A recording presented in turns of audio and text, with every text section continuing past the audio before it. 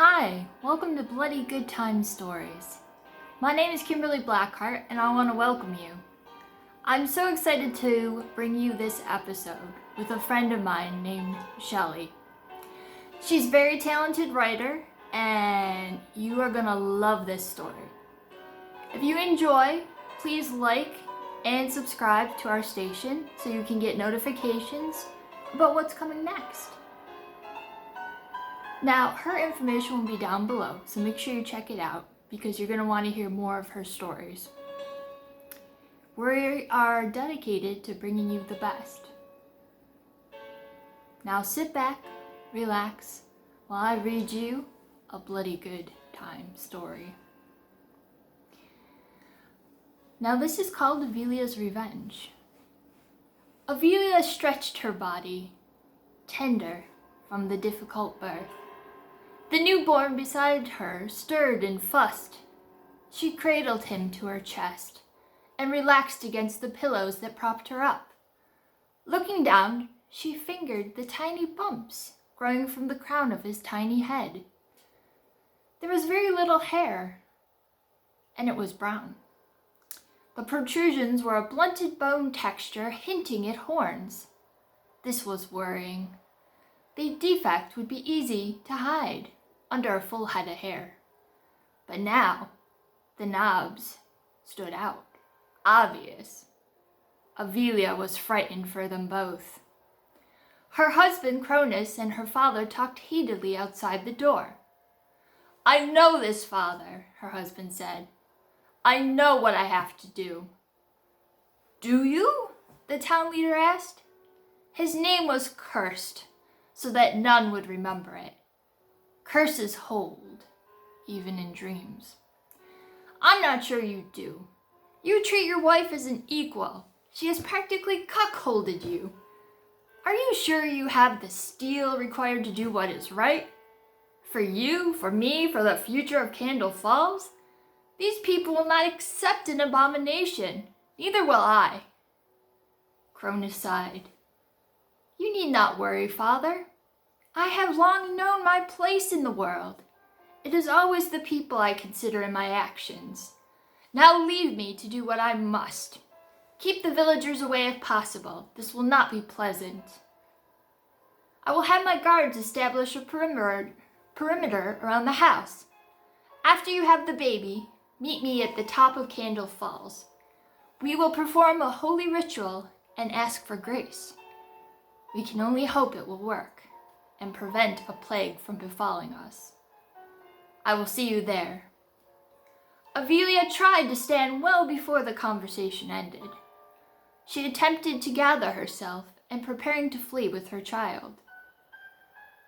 What was Cronus thinking? He wouldn't dare. She mobilized her thoughts and gleaned a verbal spell to wield. She couldn't reach her stash of herbs and conjuring items. She was too weak. There was too much blood loss. She hadn't eaten and was resting, healing. Now time had run out. She was helpless. A soft moan escaped her lips. Cronus pushed the door open and walked through. He looked at her in concern, and where was his gaze touching but on his son? Shadows gathered and took root. "Wife," he said. "Husband," she answered. "I heard you speaking with your father. Surely you have a plan." Cronus sighed. "Avelia, you know what must be done. The child cannot live, but we can fix this. We can have another child, one that is pure." "He is pure." She raised the child, her tone ice and steel. "The defect will be unnoticeable once hair is grown in. You could place a cap on his head. No one will know. The midwife knows. Your assistant knows. My father knows. They won't tell. Talk to your father. Tell him we can hide it. It's just a minor deformity.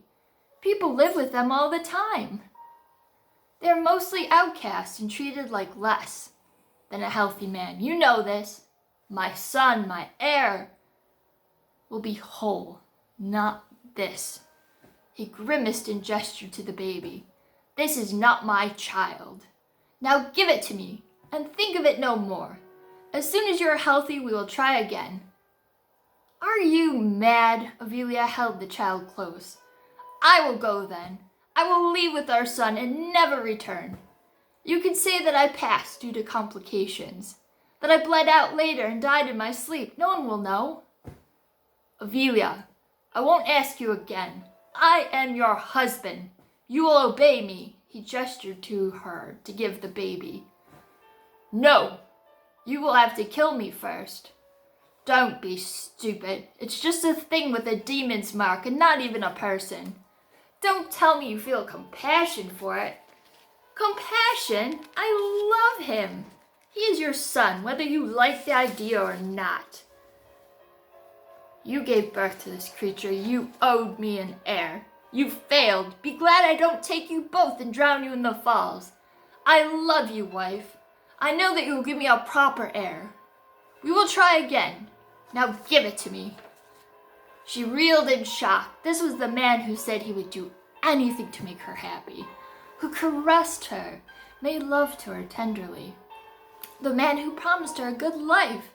The man said there was nothing in this world he would not do, and he would adore her until his last days.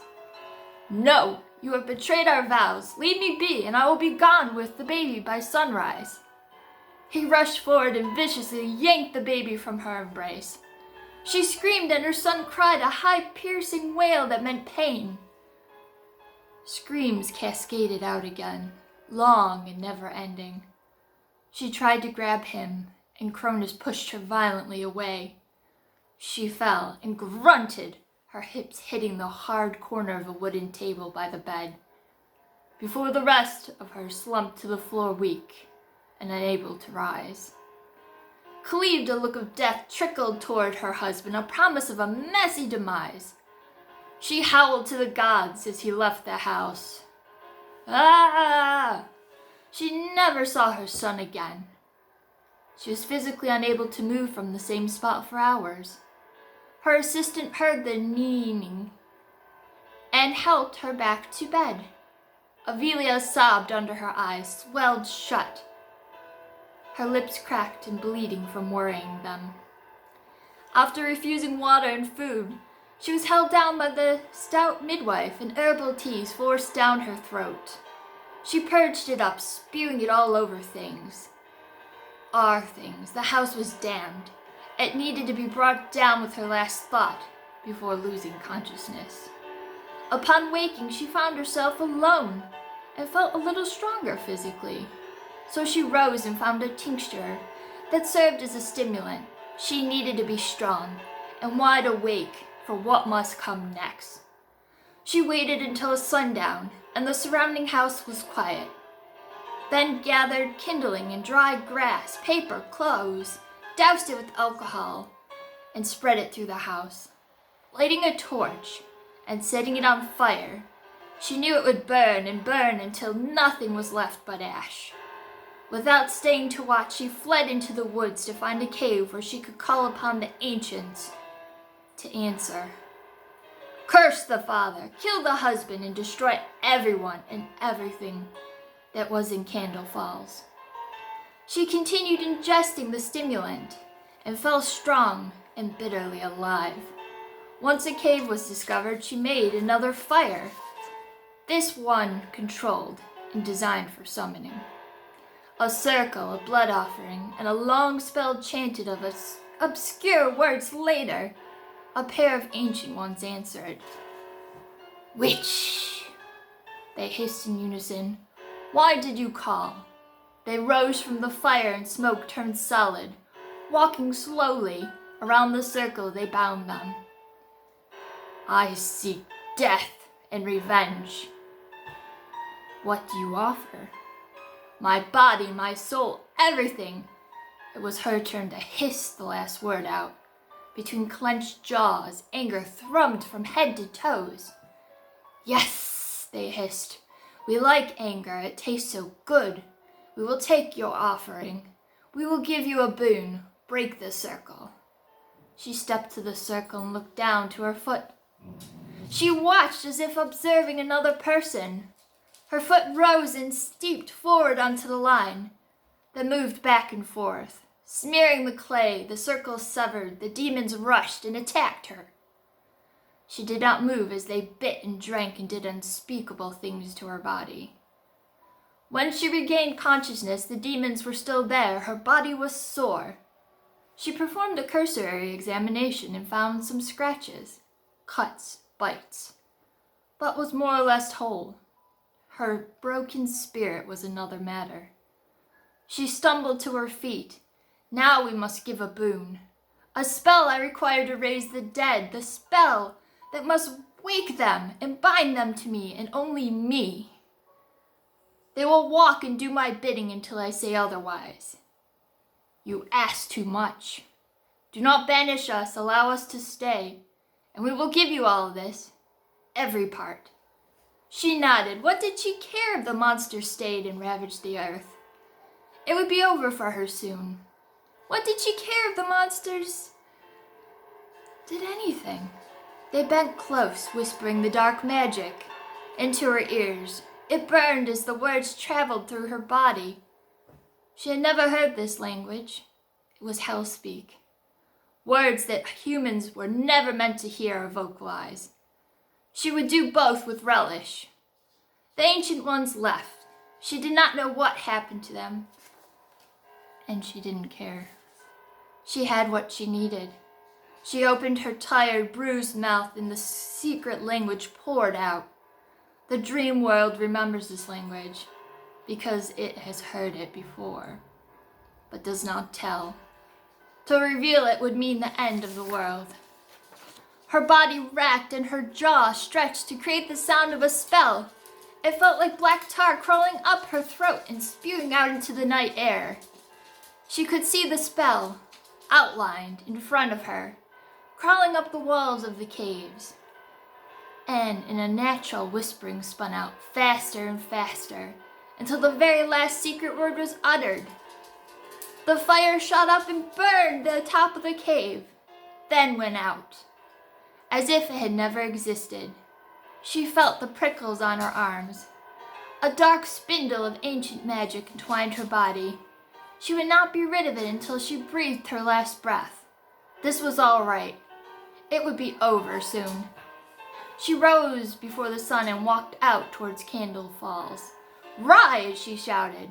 The earth crumbled and hands dug upwards. Souls and rocks and leaves. Whatever was there to push through was pushing through. Undisturbed graves, some for hundreds of years, were violated by their owners as they crawled to the surface to walk again. My child, my love, walk with me to the Candle Falls. We will destroy everyone there. Burn every house, kill every living creature, stop at nothing except my command. So they went. The dead were gruesome. Some were missing jaws and arm bones, long gone, perhaps eaten by a starving dog. They stank of grave rot, decaying meat, and looked like a light wind would bowl them over. But the power of magic makes the most fragile of us as strong as a god, at least for a time. She watched the dead as they marched forward, confident in the magic. It would work until the end.